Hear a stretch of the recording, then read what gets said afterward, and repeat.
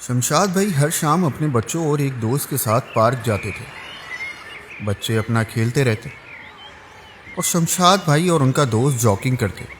दोनों दोस्त गप्पे शप्पे लगाते और दौड़ते रहते थे। किसी ने शमशाद भाई को बताया कि जॉगिंग के दौरान ब्रेक ले लिया करें और कोई भी फ्रूट खा लिया करें, इससे बॉडी मजबूत और तवाना रहेगी। अब इस बात में कितनी सदाकत थी ये तो कोई हेल्थ एक्सपर्ट ही बता सकता है, लेकिन शमशाद भाई ने इस पर अमल करते हुए रोजाना कोई ना कोई फ्रूट खाना शुरू कर दिया। एक शाम शमशाद भाई दर्जन भर केले लेकर आए और जॉगिंग के दौरान 4-6 चक्कर लगाने के बाद बैठ गए और केले छील छील कर खाने लगे और बेध्यानी में छिलके ट्रैक पर फेंकने लगे।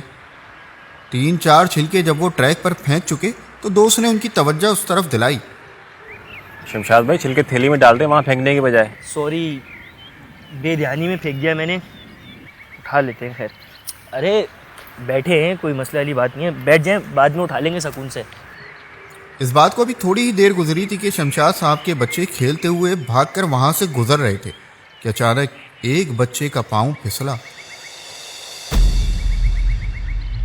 और वो सीमेंट के उस ट्रैक पर जा गिरा। शमशाद भाई भागते हुए बच्चे की तरफ गए। बच्चा अपना बाजू पकड़कर रोने लग गया। दर्द की शिद्दत को देखते हुए उसे अस्पताल ले जाया गया। एक्सरे किया गया तो मालूम हुआ कि बच्चे का बाजू टूट गया है।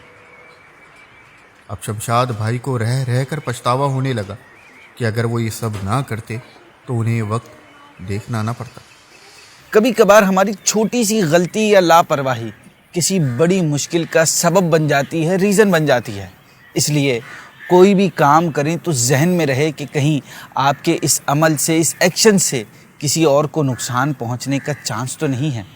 हमारा इस्लाम हमें न सिर्फ सफाई बल्कि उसके साथ साथ अपने मुसलमान भाई को तकलीफ़ ना देने का भी दर्ज देता है।